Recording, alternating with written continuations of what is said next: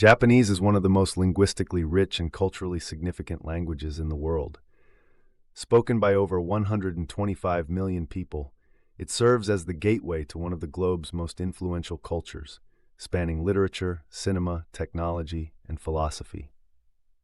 In this series, we will approach Japanese acquisition in a structured, systematic manner designed to give you the strongest possible foundation.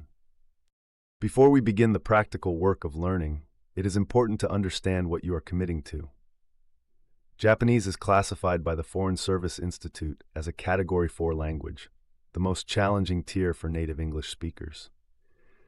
However, with consistent study and the right methodology, fluency is entirely achievable.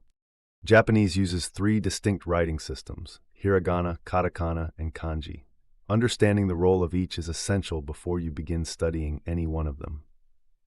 Hiragana is the foundational phonetic alphabet of Japanese. It consists of 46 core characters, each representing a distinct syllable. Every sound in the Japanese language can be expressed through hiragana. This is why hiragana must be your first priority. Most beginners can achieve full hiragana recognition within 2 to 4 weeks of daily practice.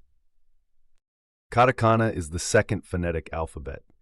It represents the same set of sounds as hiragana, but is used primarily for words borrowed from foreign languages, known as loanwords, as well as for scientific terminology and emphasis. Once you have mastered hiragana, katakana typically follows within a similar time frame, as the underlying sound system is already familiar. Kanji are logographic characters adopted from Chinese, where each character carries meaning rather than sound alone. The Japanese government designates 2,136 characters as the standard set for everyday literacy, known as the Joyo kanji. While this number may seem formidable, it is important to note that functional reading ability begins well before that threshold. Most learners prioritize the first 500 to 1,000 kanji as their intermediate goal. In part 2 of this series, we will begin our structured study of hiragana, examining each character group systematically and introducing the most effective memorization techniques currently supported by cognitive science research. Thank you for joining News Today here.